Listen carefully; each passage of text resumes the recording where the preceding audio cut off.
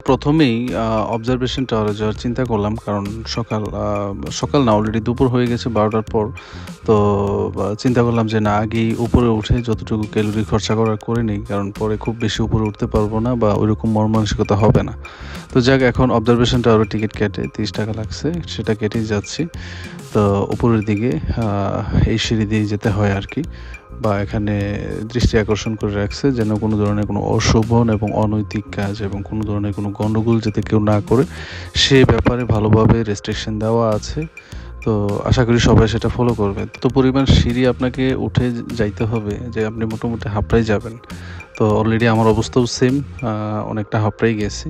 তারপরেও যাচ্ছি কারণ প্রকৃতির সৌন্দর্য দেখতেই হবে। যেই সময়টাতে আমি এসেছি প্রায় দুপুর হয়ে গেছে। অলরেডি জোহরের আজান পড়তেছে। তো সবটাই ঘুরলাম। মূলত ২-১ জন ব্যক্তি রেখে এখানে খুব বেশি মানুষ আমি দেখি নাই। তো আমি নিজেও একা এসেছি হচ্ছে আ বা ফয়েজ লেকের সর্বোচ্চ যে চূড়া, সেই চূড়াতে দেখার জন্য আরকি। এখানে নাকি একটা দূরবীন রাখা আছে যেটা থেকে অনেক দূর পর্যন্ত দেখা যায় এবং এটা কতটা উঁচুতে তার সমতলের যেসব জায়গা জমিন আছে, বাড়িঘর আছে। শুনেছি এই দূরবীন দিয়ে নাকি এখান থেকে পতেঙ্গা সি বিচ পর্যন্ত দেখা যায়। তো তার জন্যই আজকে এসেছি উপরে, এখন উপরে যাচ্ছি। তবে খুব ভয় লাগছে কারণ এমন একটা নির্জন জায়গা, আমি নিজে একাই শুধু এখানের পর্যটক। কাউকে আর দেখতে পাচ্ছি না। তো উঠছি উপরে দেখি কি হয়।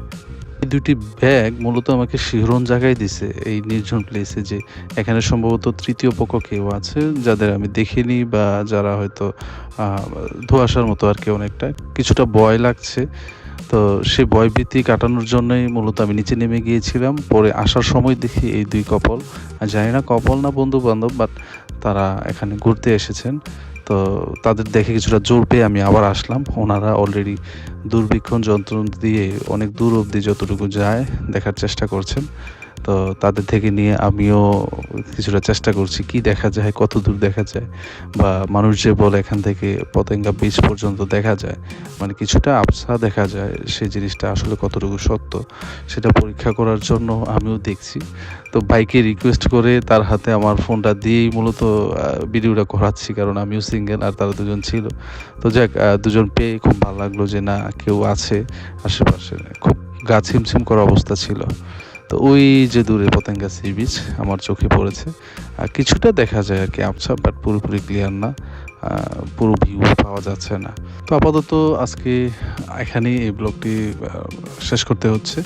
দেখা হবে অন্য কোনো ব্লগে, অন্য কোনো দিন, অন্য কোনো জায়গায়। ততদিন অবধি ভালো থাকেন, সুস্থ থাকেন আর আমার জন্য দোয়া করবেন যেন কন্টিনিউ করতে পারি।